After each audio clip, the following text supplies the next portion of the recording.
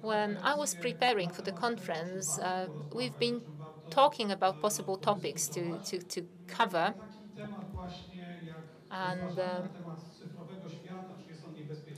a digital world, an opportunity or a threat, came to my mind as a good topic.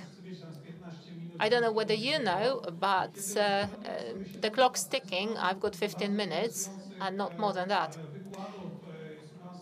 I've been listening to all very interesting lectures in this conference, and I came to the conclusion that if I've got 15 minutes only for my intervention, maybe it wasn't all that a good idea to tackle such a broad topic.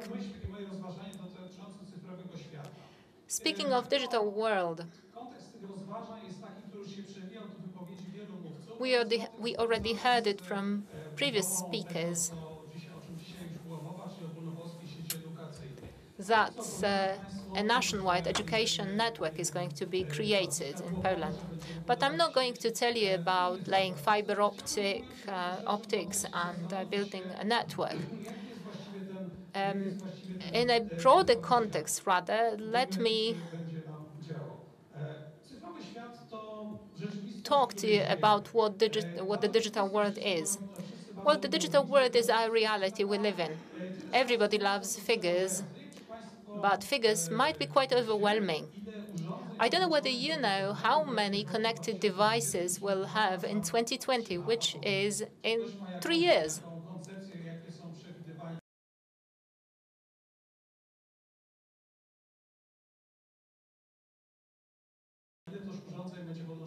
Any guess? All of them, you say? Right, very nice. But how many? 50 billion, that's for sure. Maybe 100, or maybe even more than that. Imagine that we live in a world where connected devices are ubiquitous. So a question whether a cyber world is a threat or an opportunity might be answered that a digital world is a reality, the reality we live in. This is a reality of Polish students. Anyway, we are talking about Polish students a lot here. According to our research, nearly 69% of them say, yes, to me, internet is a source of knowledge. So it's not, as we think, that students only look for weird things on the web. What they look for is also knowledge. So to them, the digital world is not only a bad thing. Secondly, if you Google something from the history of Poland, if you Google, for instance, Warsaw Uprising, how many results will you get? A lot. Many. Yes, you're right. Several 100,000, I would say, or even several million. So we live in this environment which sometimes feels overwhelming. But this is a reality of schools, Polish schools included. They have to tackle this reality with ever more data, ever more opportunities, but also ever more challenges. So this digital world is probably quite a challenge too. Is this what the digital world looks like nowadays? Well, it's a gentleman, but I'm all for equal opportunities, so there should be a woman sitting here too. Or maybe it looks like this. Young people bent over the smartphones or tablets. Indeed, this is the reality of a contemporary school and a contemporary youth. Is it a threat or an opportunity for them? Well, people tend to say that nowadays the young people are so lost in the smartphones they do not interact with their peers in any way. Is it true? No, it is not. The research has shown that young people keep social connections. Real social connections are very important to them too. But then you might say, well, smartphones and tablets changed our world. But let me refer to the memory of those who are my age or younger, sitting here. Well, once we had Sunday dinners where young people sat with their parents and grandparents, but the focal point was the TV set, and everybody was looking at the TV set only. And the only difference between a smartphone screen and the then TV screen was poorer quality of the latter. So has this world changed? Changed? Well, it's been a long time ago. I'm not referring to old people like myself. I'm referring to somewhat younger people who cannot remember a world without a remote control. So we need a different perspective. Manfred Spitzner, a renowned expert in the area of internet, wrote a book titled Cyber Diseases, came up with a thesis rather, that cyber diseases, just like a cyber life, ruin our health. Professor Spitzner assume that we have to learn about internet when we are adults, not at schools.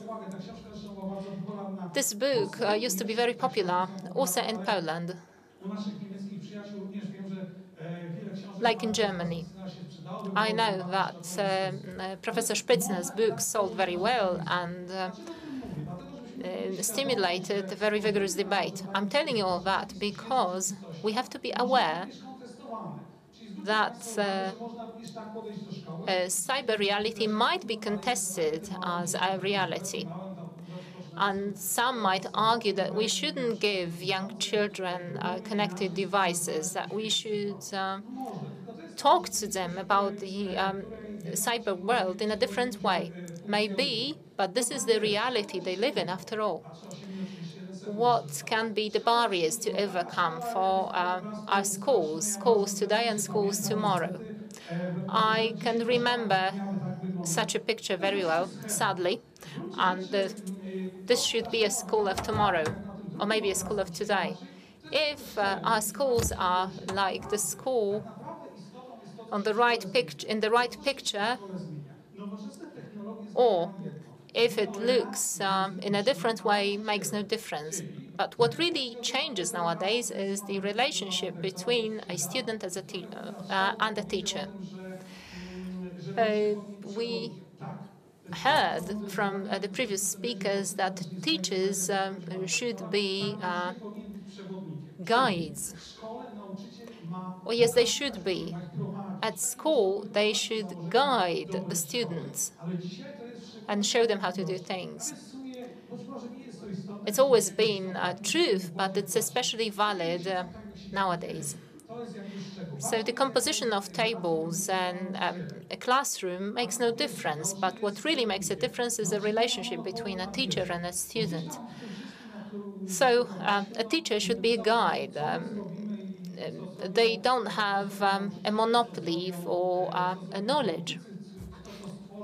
We tend to talk about what teachers will do, what politicians will do, what will create and how, but please do not forget about the several million young students, young people, who will be the ones to decide about the future, including our future. These are some futurists' pictures. We shouldn't believe them because there's no way to foresee the future. But what we can do is work for our future to be good, to give us lots of opportunities and to give young people lots of opportunities. So what kind of young people are we talking about? Just some figures, because every presentation should contain some figures, shouldn't it? 43% of young people say, I'm available online all the time. I use internet for 3 hours, 40 minutes a day. And if you take the use of TV, formerly, the length was about the same. 96.9% claim they are on Facebook. Some say they are not. Maybe they have fake accounts. It's normal. Everybody knows. 68% claim that internet is a source of knowledge to them. Please do not forget that apart from raising our concerns, internet is a source of knowledge for young people. And it's good. So there's no escaping this reality. However young and fit we are, we cannot escape this reality. So a remedy might be a new approach to education. Maybe some of you rebel against it, saying that we've been doing it all along with our students. Well, if you have, that's fantastic. But if you haven't, for a certain reason, maybe you should give it a try. Because a digital reality, if it's well known and well understood by adults, gives us more authority in front of young people than the analog reality, because an authority is the one who can show they are not perfect, they can make mistakes. But on the other hand, the one who has experience and knowledge. And this is a contemporary Polish teacher to me. I can see you are such teachers. So this is an opportunity for us, an opportunity brought by digital reality. We are building this new reality, although it's a piece of hard work. Some say we are living in an idealistic world while talking about it. Well, to some extent, of course. And our schools, there are things missing, some infrastructure, some assistance, or maybe our students give us a hard time. But still, we are building this reality largely based upon the digital one. So the nationwide education network we are building, what does it mean? It means that we're trying to answer a question, what to do in order to build a cooperative network by, say, 2020. So what does it mean, the network? It's not a matter of laying fiber optics or cables. It's a matter of a civilizational change. Just like we are here together, we have to act together for Polish schools to change and to adapt to the 21st century requirements. So let's go and make a change. This is not a challenge for a network operator or for a ministry. This is a social challenge for parents, teachers, and students too. Because if students are part and parcel of the process, then we'll be able to talk about the nationwide education network. It can be understood in terms of a certain technical infrastructure, and that's right. Also, it can be understood in terms of a joint venture. I think we heard it from Director Kamiński and Minister Zagórski when they were talking about the nationwide education network. We are trying to bring in new quality with it. A civilizational change, safe education, and equal opportunities. Like in this rocket. Well, it's a joke. Maybe we're uttering too many serious words here. Maybe it won't be a rocket after all. But it's up to us to build such a school of the future. We cannot build schools bypassing the digital reality. Sometimes you can put your smartphone away, the way I did. Believe me, I did. But in 1 minute, 14 seconds, when I wrap up my speech, I'll take my smartphone because it's part of our lives. So soon, we'll have a network not only for fast communication, downloading or posting materials. It will give a totally new quality to education. The quality of education is within the management of the Ministry of Education, but other components are up to us, up to the way we use it and up to the way we supplement on it.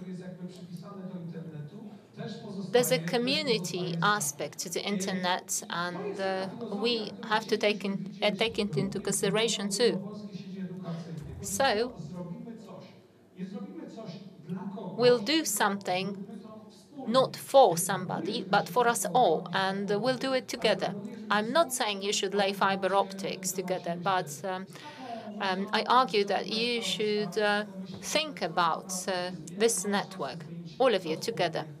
So let's make a change. Let's do it together. Thank you very much.